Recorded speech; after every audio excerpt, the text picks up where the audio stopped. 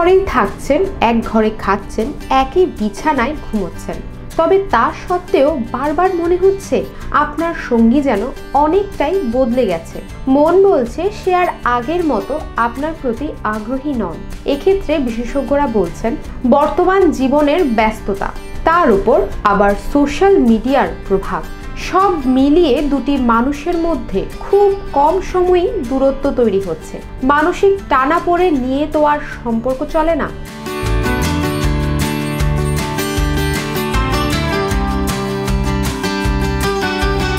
ধরুন আগে অফিস থেকে ফেরার পর আপনারা দুজনে চা হাতে একসঙ্গে সময় কাটাতেন, ঘন্টার পর ঘন্টা গল্প করতে, একসঙ্গে মুভি দেখতেন, কিংবা অফিস থেকেও বারবার ফোন করে কথা বলতেন।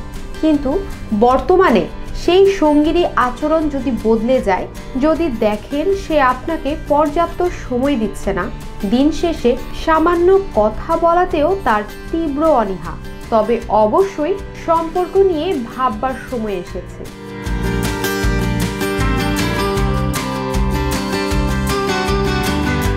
আপনার সঙ্গী আপনাকে এড়িয়ে চলছেন কিংবা দিনরাত মোবাইল ফোন বা সোশ্যাল মিডিয়ায় ব্যস্ত থাকছেন, তবে অবশ্যই আপনার সঙ্গীর সঙ্গে খোলামেলা আলোচনা করুন। বুঝতে হবে আপনাদের সম্পর্কের উষ্ণতা হারিয়েছে। শীতল এই সম্পর্ক আর কতদিন এগিয়ে নিয়ে যেতে পারবেন দুজনে, তা নিয়ে অবশ্যই ভাবনা চিন্তার সময় এসেছে।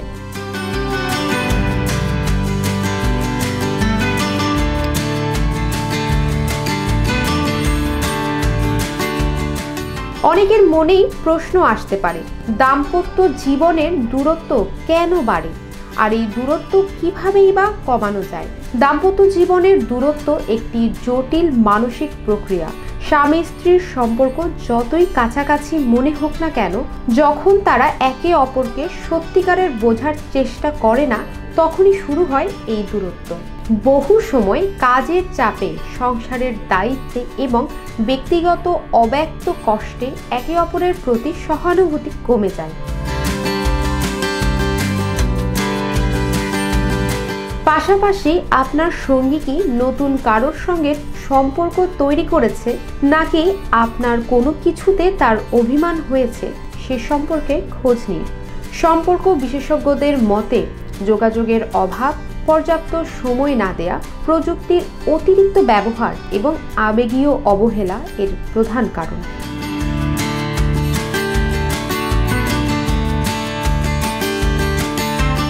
দাম্পত্য জীবনের এই বরফ গলাতে প্রতিদিন একে অপরের সঙ্গে সময় কাটানো, খোলামেলা আলাপ এবং পারস্পরিক শ্রদ্ধাবোধ সম্পর্ককে ঘনিষ্ঠ করতে সাহায্য করে।